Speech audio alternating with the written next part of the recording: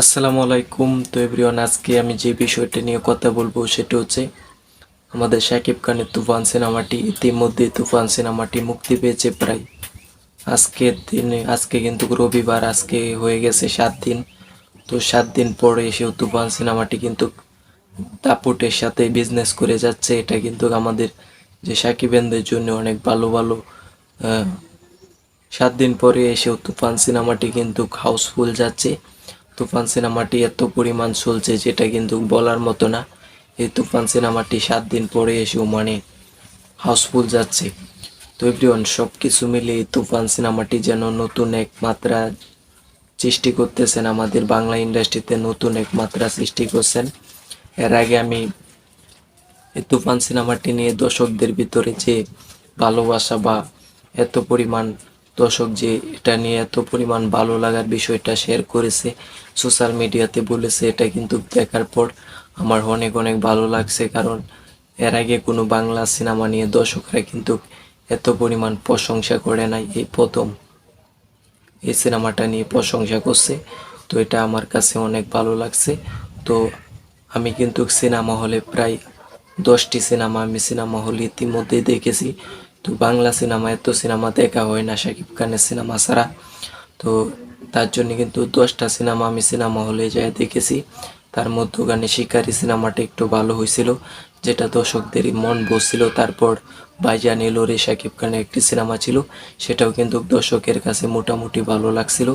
তো এখন এসে তুফান সিনেমাটা, মানে আমরা যে হলভর্তি দর্শক নিয়ে তুফান সিনেমাটা দেখছি, তখন কিন্তু একটু বোরফিল হয় নাই। বাট আমার সাথে যে দর্শকরা দেখছে তারাও কিন্তু বোরফিল হয় নাই। কিন্তু তুফান সিনেমা ছাড়া বাংলা অন্য কোনো সিনেমা দেখলে অবশ্যই সেখানে বই করতো, মানে একটা বই আসতো যে আমার সাথে অনেক দর্শক আছে।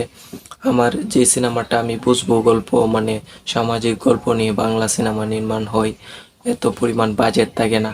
তো যে গল্পটা আমি বুঝবো সেটা হয়তো বা আমার পাশে যারা বসে আছে তারা কিন্তু বুঝবে না।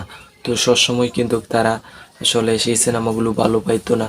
হয়তো বা হলে বসে এই সিনেমাটা পরিচালক বা নায়ককে বকতো যে এরকম সিনেমা কেন বাংলাদেশে আসে। কিন্তু তুফান সিনেমার বেলায় অন্যটা হয়েছে। তুফান সিনেমা কিন্তু বাংলাদেশের এই যে আগের যে একটা আগের একটা দাপ ছিল সিনেমা, সেটাকে কিন্তু পাল্টে দিছে। তুফান সিনেমা কিন্তু নতুন একটা মাত্রা যোগ করছে। এটার জন্য কিন্তু আমার অনেক অনেক ভালো লাগছে। শুধুমাত্র আমার না, আমাদের প্রতিটা সাকিবেনদের অনেক ভালো লাগছে। এটার জন্য তো আমরা প্রতিটা ভিডিওতে রায়হান রাফি ভাইয়াকে ধন্যবাদ জানাই। কারণ রায়হান রাফি ভাইয়া ছাড়া এই কাজটা আসলে সম্ভব হইতো না, বা রায়হান রাফি ভাইয়ার মতো পরিচালক না থাকলে এই কাজটা আসলেই সম্ভব হইতো না। তো এভরিওয়ান, অবশ্যই সেই ক্যাডেটটা রায়হান রাফি ভাইয়াকে জানাতে হবে। তাই আমরা সবসময় কিন্তু রায়হান রাফি ভাইয়াকে সেলুট জানাই। তো সেই প্রেক্ষিতে সামনে কিন্তু তুফান 2 সিনেমাটাও আমাদের মাঝে আসতেছেন।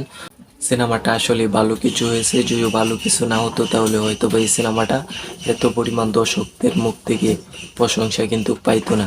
তো ভালো হয়েছে বলেই কিন্তু প্রশংসাটা বেশি বেশি পাইছে। তো এটা কিন্তু আমাদের সাকিব-ইয়ানদের ভালো লাগার বিষয়।